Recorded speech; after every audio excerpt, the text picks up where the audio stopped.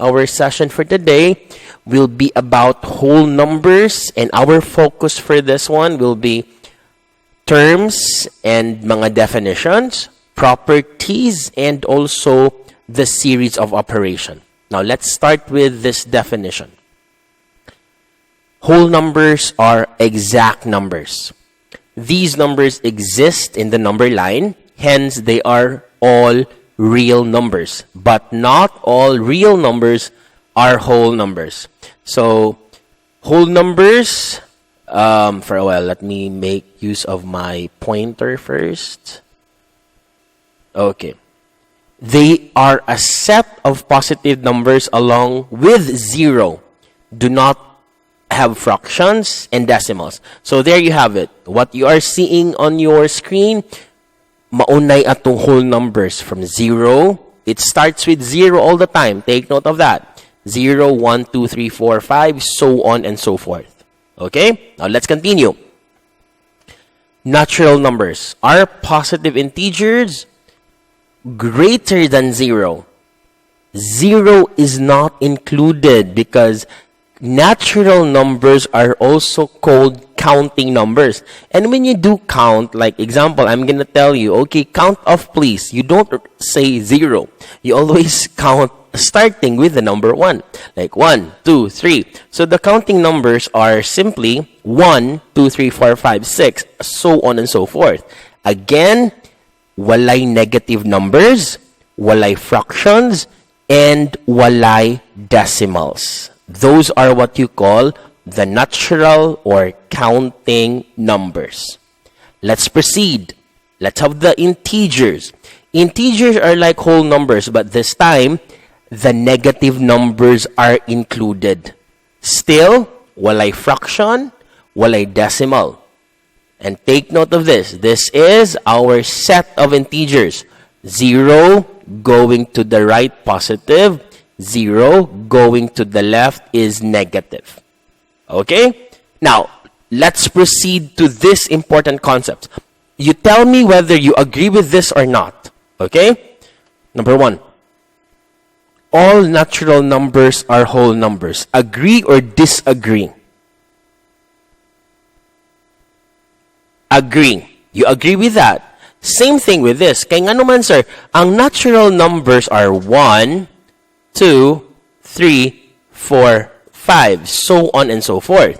Ang whole number starts with 0, 1, 2, 3, 4, 5, so on and so forth. Di ba ang 1, 2, 3, 4, 5, makitaan man na siya sa whole numbers. Maunang all natural numbers, all counting numbers are whole numbers. Pero kung ako nang balihon class, all whole numbers are counting numbers. Do you agree or disagree? Disagree na kay ang 0 dili man na counting number niya. Gibali naman nako siya. So it's totally wrong. Let's continue. All positive integers, including 0, are whole numbers. That's totally correct. The same thing with this. All whole numbers are real numbers. Sir, naaday number nga dili real number. Are you familiar with imaginary numbers? Kisay familiar anang imaginary numbers. Nakasugat na mong ing-ani nga dagway nga pagkasuwat sa number 4i. Sa inyong mathematics before, kanang mga nay numbers nga letter I, mao na gitawag natog imaginary numbers. Unya, kanang imaginary numbers aren't real numbers at all. So, kining whole numbers, wala jud nay letter I because they are real numbers all the time. Okay? Sir, unsa man di pasabutan ng I? Ang I is equal to the square root of -1. It's just an information for all of you. Okay? Now, next. Every whole number is an integer. Kanang whole number kay integer. That's totally correct. That's totally right. Okay. Now, what are the 4 fundamental operations of whole numbers? Do you still remember them? The 4? Who can name me 1? Addition is 1. Next. Subtraction. Next. division, and also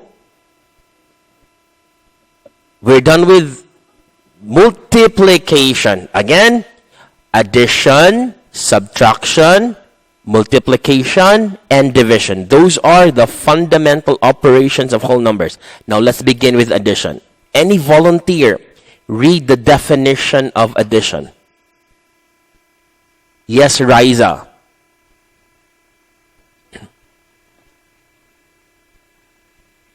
The process of combining two or more groups of numbers or objects.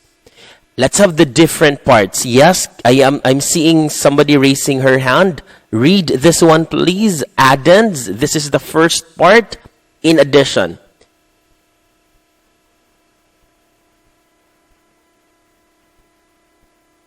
So the numbers being added together, you call them the addends or the summands. And the result, when you add two numbers, is the aggregate of two or more numbers. You call that the sum. Now, let's have this example. Which are the addends? 50 and 30 are the addends. The numbers being added, you call that the addends. So, 50 and 30 are the addends. What is the sum? 80 is the sum. So, we're just simply going back to the parts. 50 and 30 are the addends. 80 is what you call the sum. Okay? Now, let's go to the different properties of addition. You already know this probably. You just forget the name, but you are simply using this property all the time. Property number 1. Addition property of 0. Any number plus 0 will always be what? The number itself. Example, 85 plus 0 is 85. 100 plus 0 is 100. Negative 10 plus 0 is negative 10. So meaning the number being added by 0 remains the same. It does not change. That's the first property. The second property, the inverse property of addition. When you add a number and its additive inverse, it will always be 0. Sir, unsay additive inverse? Sige, mangutana ko ninyo be. Unsay additive inverse sa 20? Yes, Jovic. Negative 20 is correct. So meaning, katong 20 nga positive, himuon lang to nimong negative. Opposite sign lang. Now, if I'm gonna give you negative 100, what is the additive inverse of negative 100? Yes, positive 100 or 100 is right. So, if you're gonna be adding those two numbers, the result will always be 0. 80 plus its additive inverse, which is negative 80, is equal to 0. That's the second property. Third property, the commutative property. Ang commutative is so simple. Sir, kung balihon na ako ang 8 plus 10, himuon akong 10 plus 8, the same ra ba na siya? That's my question. Will the sum change or will it not change? It will not. Bisag bali-balihon pa na ni mong kapila class, basta addition property, commutative, the same na ang sum all the time. The same thing with associative. If I'm gonna be adding, example, i-add na ko si 8 plus 17, i-add na ko ni 51. Parehas na ba na, sir, kung iuna na ko add si 8 o 51, uman i-add na ko ni 17, will the result be the same? Yes. Maunay gitawag na tog associative property. It will still give you the same result. Okay? So, those are the properties of addition. Let's go to subtraction. Anybody to read the definition, please? Yes, Chris Lee.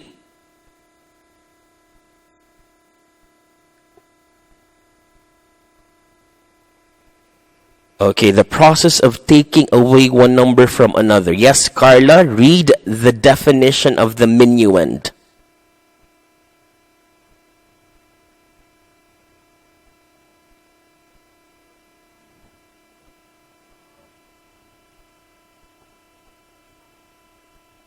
Okay, katong first number sa subtraction, you call it the minuend. It's the number to be subtracted. From which, a number from which another number is to be subtracted. Okay?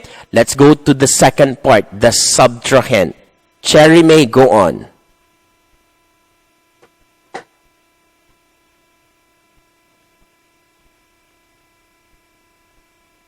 Okay, the number to be subtracted from another, it's the second number in subtraction. And how do you call the answer? You call the answer difference. The result of subtracting one number from the other. Now, let's name the parts. Which is the minuend? Yes, Riza. Yes, Riza. 80 is the minuend. How do you call 50, Pearl? Pearl, how do you call 50? Subtrahend is 50. So the first number, the minuend, the second number, the subtrahend. How do you call 30? Yes, Hannah. Hannah, go on. How do you call 30? Difference. That's it. So these are the parts when you do subtraction. So as just a review, let's proceed. Multiplication. Jervis, read the definition, please.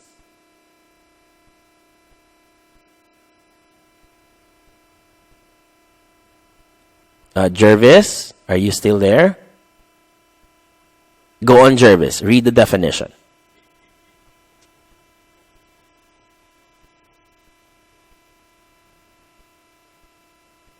Okay, it's repeated addition. That's the key word. Repeated addition is simply multiplication.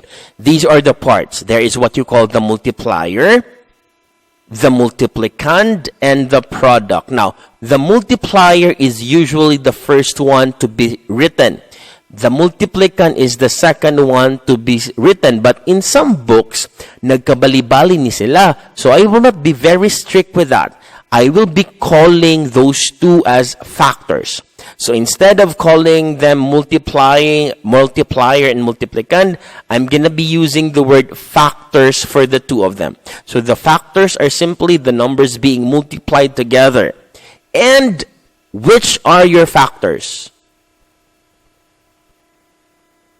Yes, Gerald, go on, Gerald. Which are your factors? And how do you call 136, Gerald? Okay, 136, kulangan nig 1, that's 136, is the product. Okay, so take note of the parts of multiplication. The numbers you multiplied, you call them the factors. Then 136 is the product. Now let's go to the properties of multiplication. First property, multiplication property of 0. If you multiply a number by 0, how much do you get? It's always 0. Any number times 0 is always 0. Look at the example there. Next property, inverse property. When you multiply a number and it's multiplicative inverse. So this time, I'm not using additive. I'm using multiplicative inverse. So if I'm going to be going, I'm going to show you number 10. What is the multiplicative inverse of number 10?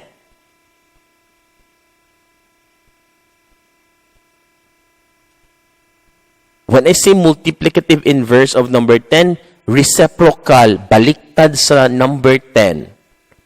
Mahimo siyang, yes, Jovic. Go on, Jovic. 1/10. Correct. 1/10. So, mauni siya multiplicative inverse sa 10. What if I'm gonna be giving you 3/4? Unsay multiplicative inverse sa 3/4? Anyone? Yes, Chrisley. Chrisley?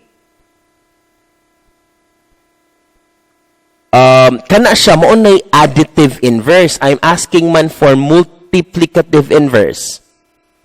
Balihon ni siya, Chrisley. Correct. 4 over 3. Mauna yung multiplicative inverse. So if I multiply these two,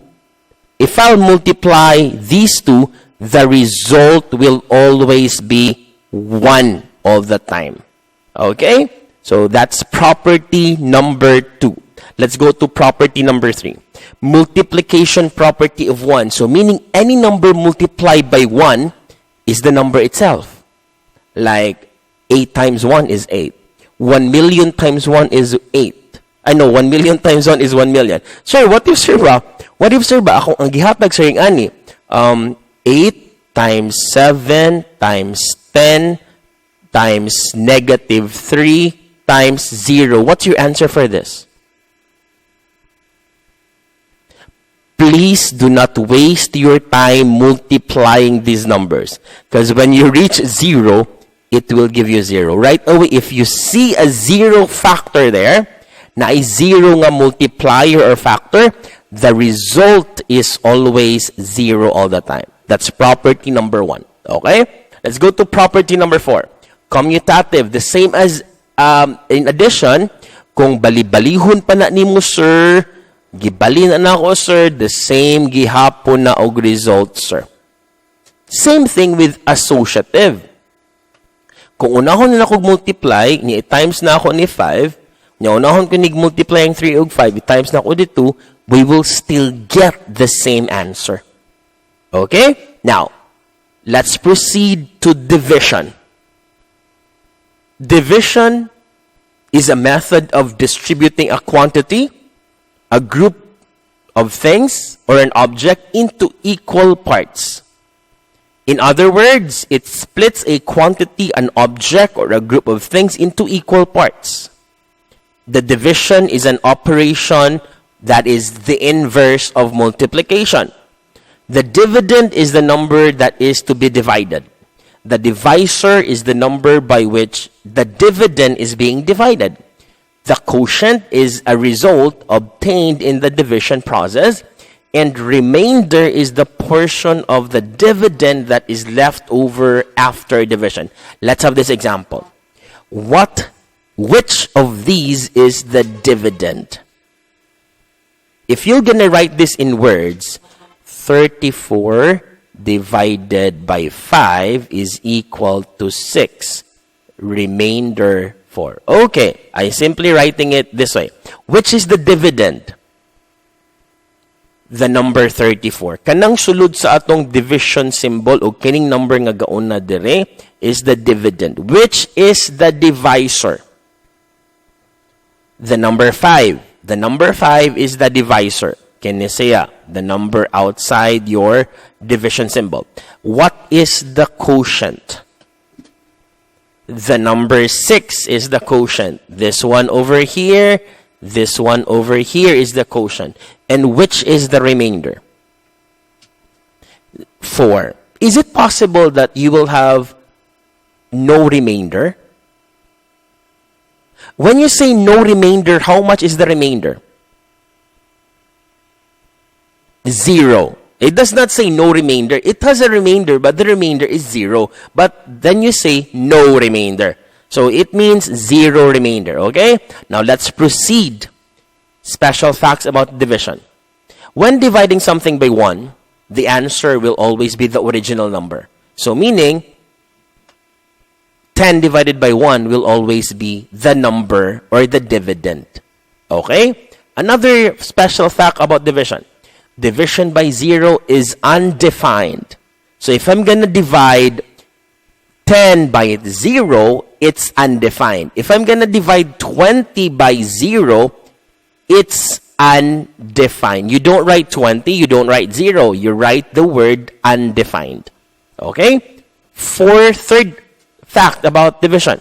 The division of the same dividend and divisor, meaning ang dividend o divisor kay equal, meaning the result is 1. Just like what you see in the example. And lastly, 0 divided by any number is 0. 0 numerator, example, 0 divided by 20. This is 0. So this is the difference. 0 denominator is undefined. 0 numerator is 0, not 20. Do not, naalala ko yung lapse. That's 0, that's not 20 at all. 0 divided by 20 is 0. Okay? Now, this will be our main concern for this evening, this afternoon. The order of operations. This is now the knowledge building of your CM, task number 1. So, do you still remember what P stands for?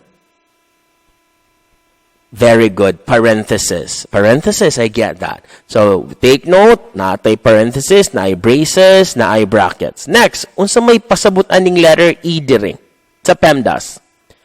Exponent. Okay, what about M and D?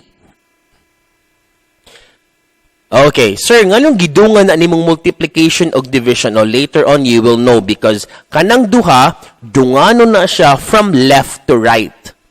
And AS means what? Addition and subtraction. And again, ako lang gidungan kay kana silang duha, addition of subtraction should be done together from left to right. Now, this will be our order of operations agreement. Step 1. Do all operations inside the parenthesis. Step 2. Simplify expressions containing exponents. Step 3. Multiply and divide from left to right. Step 4. Add or subtract from left to right. We will have examples on this. Let's have this example. Let's write PEMDAS over there. Nga ang M og D og A og S mag-go together. Let's start with the letter P. Is there a parenthesis there? Yes. So, asa may unahon nako ani? Any volunteer? Yes. Volunteer please. Yes, Hannah. Unsay unahon nako, Hannah?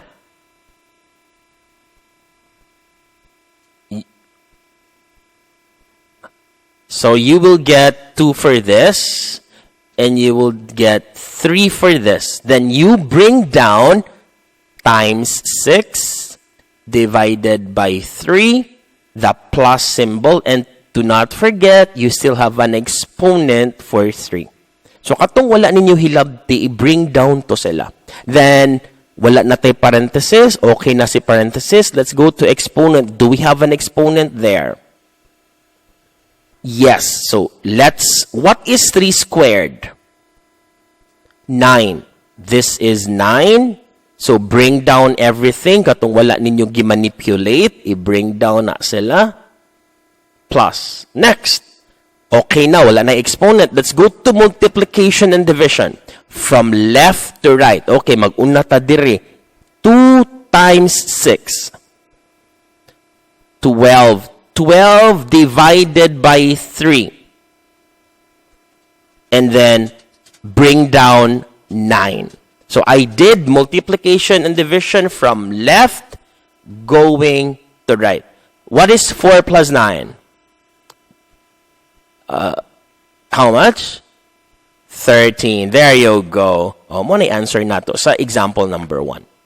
Let's have more examples. I prepared a lot of examples para dili mo maglibog sa inyong exercises later on. Let's have this one.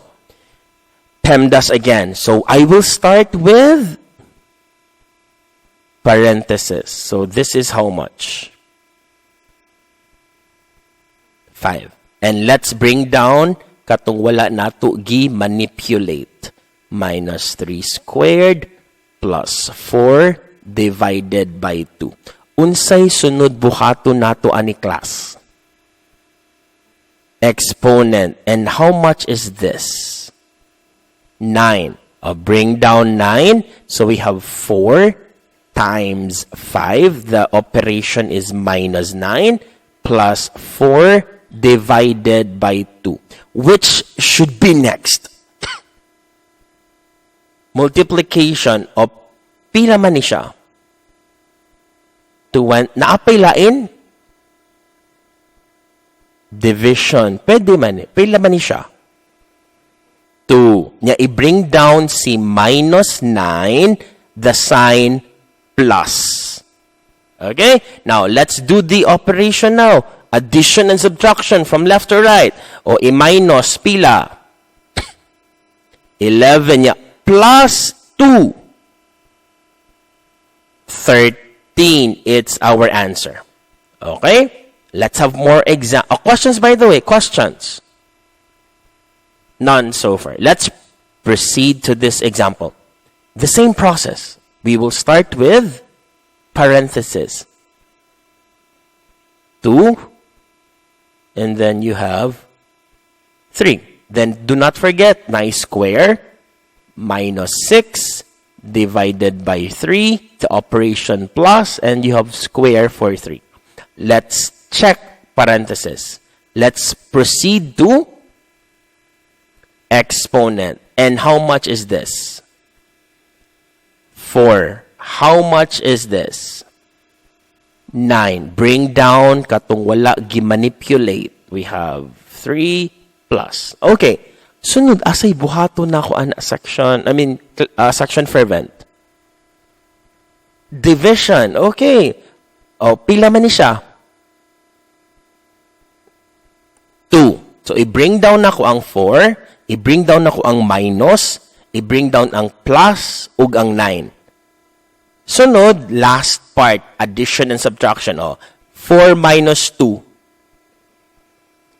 plus 9.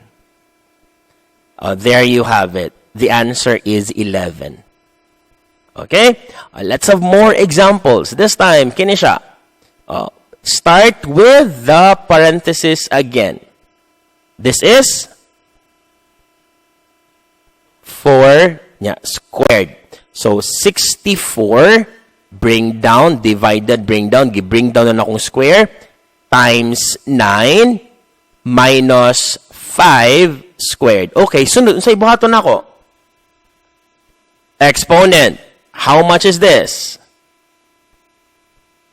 16. How much is this? 25. Bring down 64 divided by times 9 and bring down the operation minus. Sunod, unsay buhaton. Okay, multiplication, division from left to right. You divide. How much man i-divide? 4. 4 times 9.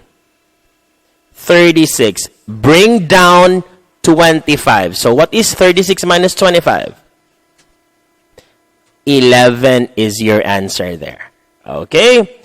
Let's have another one. Kini. Again, parenthesis na punta. So, this is 2. This one, 3. Then, bring down ang 6. Bring down ang 3. Plus, and the square. Check ng parenthesis. Let's go to exponent. This is how much?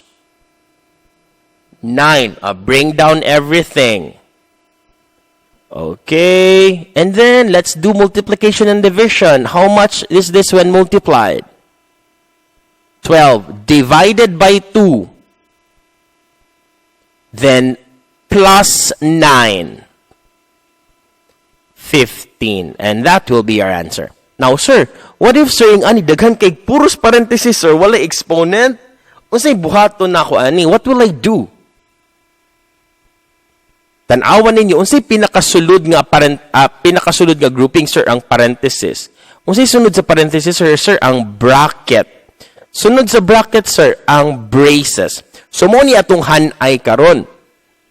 Unahon na ko ang bracket, ang parenthesis, which is this. Unahon na tong parenthesis class. Pila man ni siya?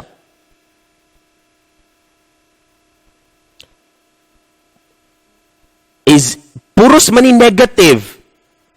Okay, so take note, both are negative. I-add na ako. I'm gonna get negative 14 for that.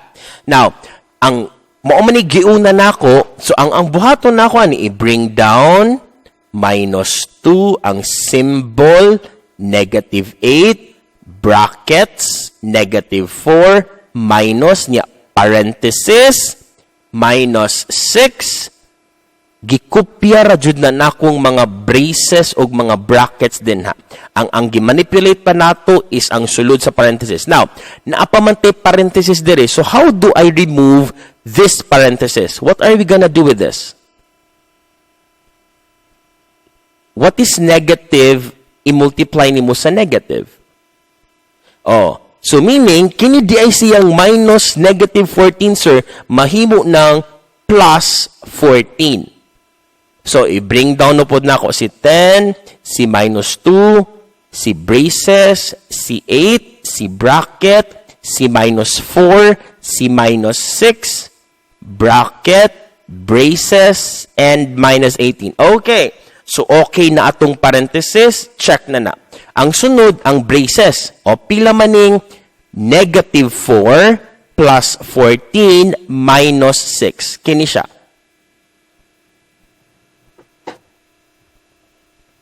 Pila maning negative 4 plus 14? 10. 10 minus 6. 4. So, kini di ay siyang sulod sa atong bracket. Ang answer di ay na niya, sir, 4. Again, negative 4 plus 14 is 10. Kini siya kay 10. 10 niya minusan og 6 is 4. O, butangan na kong bracket. Kay bracket man na siya. I-bring down dayon ako si 10, i-bring down si 2, si braces, ug si 8, then braces minus 18. Okay, now here's the thing. I-add ba rin ako si 8 ug si 2 or i-minus na ako or i-multiply? Okay, i-multiply. Sir, nganong i-multiply, sir? Kay wala may plus diri or minus diri. Kung ang number gani niya, ni follow dayon ang braces or ang parenthesis or bracket, ang pasabot anak class, inyo nang i-multiply. I-times na ninyo. So what is negative 8 times 4? Negative 32. So bring down ako si 10, i-bring down ako si 2, i-bring down ako si minus 18. Sunod. Sir, okay na ang brackets. Anin sa ta parenthesis? O si parenthesis, kining negative 2 ug negative 32. Unsa may buhaton na ko na class? I-multiply again. Wala may plus din ha atong i-multiply. O, pila man ang negative 2 times negative 32? Positive or negative? Positive. I-bring down si 10, minus 18. O, pila maning 10 plus 64. 74. 74 minus 18.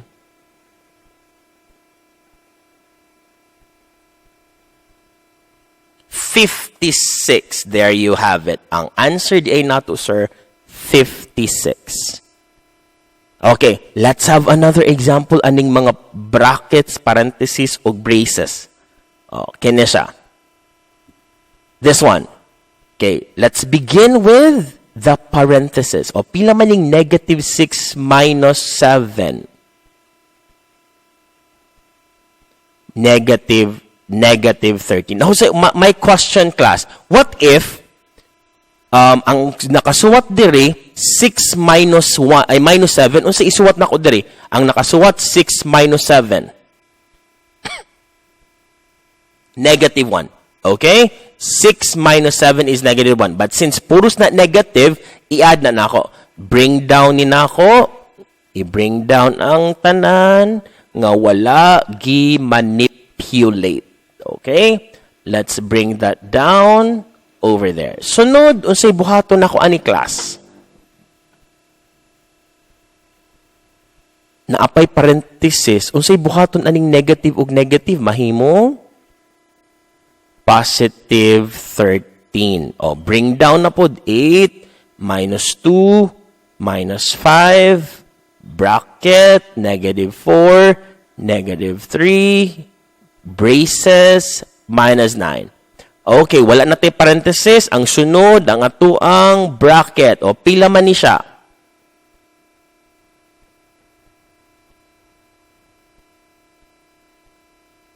How much is negative 4 plus 13? Yes, I heard someone said 6. Kay, pila maning negative 4 plus 13? 9. 9 minus 3 is 6. Okay? So, bring down na to si 8, si negative 2, bring down si 5, bring down ang brackets, the braces, and minus 9. So, unsay sunod na itong buhaton, ani? Multiply. Pila man na siya? Unsay sign? Negative 30. Bring down na pod na nato ang wala hilabti. Then, gimultiply ni nako siya. Unsay sunod gibuhat nato, i-multiply nako si and how much do you get for that? Positive 60. So, bring down 8, bring down 9. So, pila maning 60 plus 8 minus 9? 5, 9. That's totally right.